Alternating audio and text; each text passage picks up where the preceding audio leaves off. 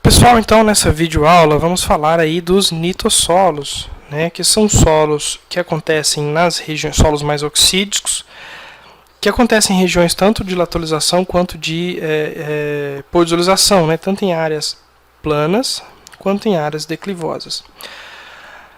O que diferencia os nitossolos dos lato e dos cambissolos é a atividade de argila que a gente encontra no horizonte B. Eles apresentam textura muito argilosa, né, com pouco incremento de argila em profundidade, ou seja, eu não tenho horizonte B textural. Inclusive o horizonte que diagnostica esses solos é o benítico, né, que tem que apresentar estruturas de serosidade parecida com essas da foto, né, onde eu tenho essa estrutura mais brilhante, né, quando pressionado esse torrão de solo, essa argila, né? Então, essa estrutura nítica, né, de serosidade elevada é uma característica base para os nitossolos. São solos que apresentam fertilidade aí de média a baixa, de modo geral, embora possam existir solos eutróficos dentro dessa classe, tá? Mas eles têm essas características de serosidade mais específica, tá? Então, eu preciso ver o solo do horizonte B em condições mais de umidade elevada para mim conseguir classificá-lo, né? Então, ele tem um horizonte A que pode ser de A moderado, A fraco, enfim, qualquer tipo de A, desde que não seja um A chernozêmico ou um outro horizonte A diagnóstico de outra classe de solo, seguido desse horizonte B nítico, que não pode ter características que o definam como outra classe de solo, tá? Então, o B, por exemplo, ele não pode exceder 50 centímetros de profundidade, porque isso pode considerá-lo um latossolo, tá? Então, o benítico são solos aí co-irmãos, os nitossolos, dos latossolos. Eles acontecem em regiões muito próximas, tá? A diferença é que o nítico ele apresenta uma argila com atividade um pouco mais acentuada do que os latossolos, que são estritamente oxídicos, né? Que tem uma argila de baixa atividade por padrão, embora também possa existir sempre exceções. Em relação à abrangência desses solos, eu tenho bastante nitossolos na região sul do país, né, e no início do sudeste também. E eram os antigos terra roxa estruturada, né, solos bastante produtivos e responsivos a técnicas agrícolas que são bem comuns na região do Paraná.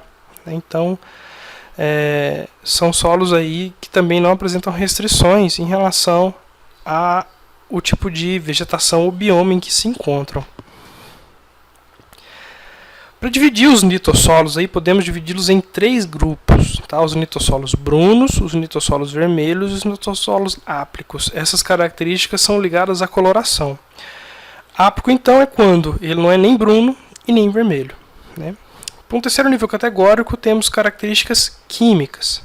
Alíticos, alumínicos, distroférricos, distróficos, eutroférricos e eutróficos, tá?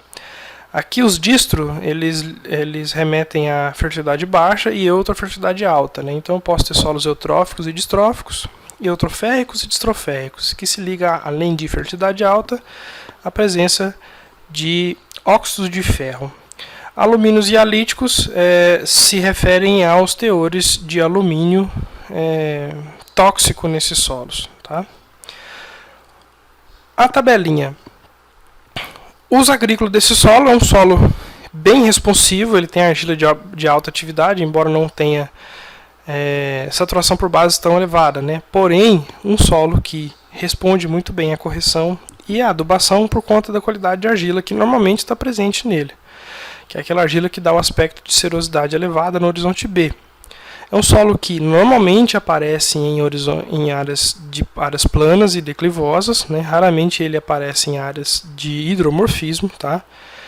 É um solo de profundidade relativamente média também. Ele não é tão profundo quanto um latossolo, mas ele se compara aí à profundidade de cambissolos e chernossolos, por exemplo. Tem um horizonte A, seguido de um benítico. Esse benítico não pode ter mais que 50 centímetros de profundidade. Enfim, eu vou ter um solo ali que pode variar de 70 a 1 metro de profundidade, dependendo se eu tiver transições graduais ou abruptas entre horizontes, né, que seriam aqueles horizontes transicionais AB, por exemplo. Isso pode acabar fazendo com que esse solo seja um pouco mais profundo. Fertilidade, características químicas, físicas e manejo, meio que a gente já falou em uso agrícola, mas vamos recapitular. São solos que têm uma fertilidade relativamente ruim, tá? De modo geral, embora sempre haja exceções.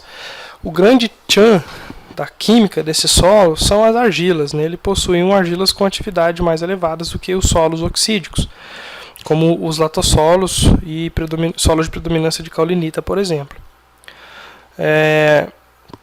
Não há restrição em relação ao tipo de vegetação, tá? São solos que respondem bem a questões físicas, né? São solos relativamente profundos, variam até 1 metro, então boa parte das culturas não tem limitações nesse tipo de solo, né? Grandes culturas, por exemplo, você vai conseguir produzir nele com certa tranquilidade.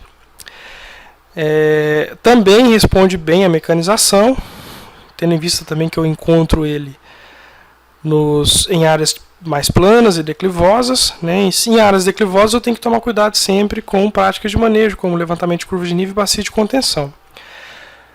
Mas são solos que respondem bem a qualquer tipo de mecanização e manejo físico desse solo. Então não é um solo que me coloque restrições em relação à produção, ao tipo de cultura que eu vou trabalhar. São solos que têm problemas químicos que podem ser resolvidos, são solos com poucos problemas físicos que vão me limitar, né? Como por exemplo solos rasos demais, ou solos com muita rocha, ou solos extremamente declivosos, ou mal drenados, né? Então são solos que não apresentam esses problemas físicos e a gente consegue produzir nele com uma certa tranquilidade.